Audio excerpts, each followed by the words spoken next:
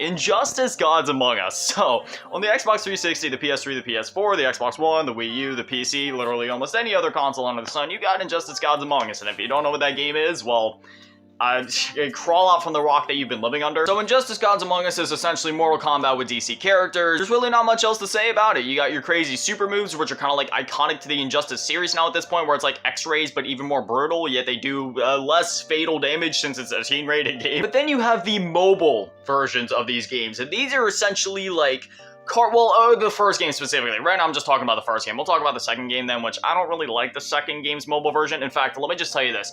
I've been playing Injustice 1 for mobile ever since it launched back in 2013. On launch day, I downloaded it on launch day, and I am still playing it to this day. I never stopped playing it.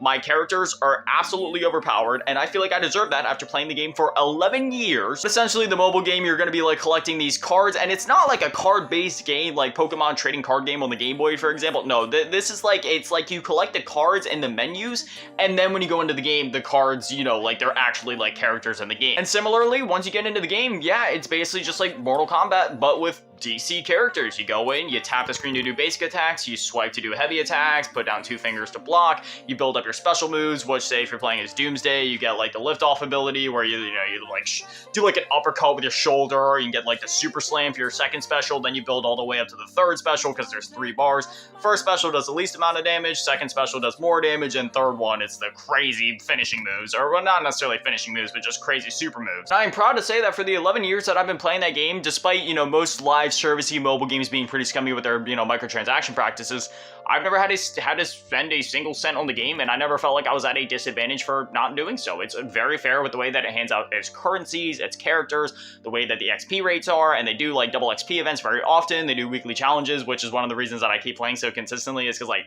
every week there's a new character to go for. I mean, obviously at this point, you know, they're kind of like in a cycle of like what characters being put into it. Like they're not actively adding new characters, but there's so many characters that have been put in through the challenges where it's like it takes an entire like 2 years almost for them to get through an entire cycle before the characters come back. So, you know, there's a lot of longevity there. Then you have the online mode, which seasons reset every single week, along with the challenge mode. The challenge mode resets every week as well. But then in the online mode, there's still players playing that to this day. You can unlock other characters there, and it's just crazy because it's like this whole other game. And in some ways, I would say like the mobile version, I mean, considering the fact that I've been playing it for 11 years, I'd say it's almost like more replayable in a way than the console versions. And then when we look at Injustice 2, again, on the console side of things, it's sort of like this Mortal Kombat type game, except with DC characters. You got all the fun combos, all the crazy super moves.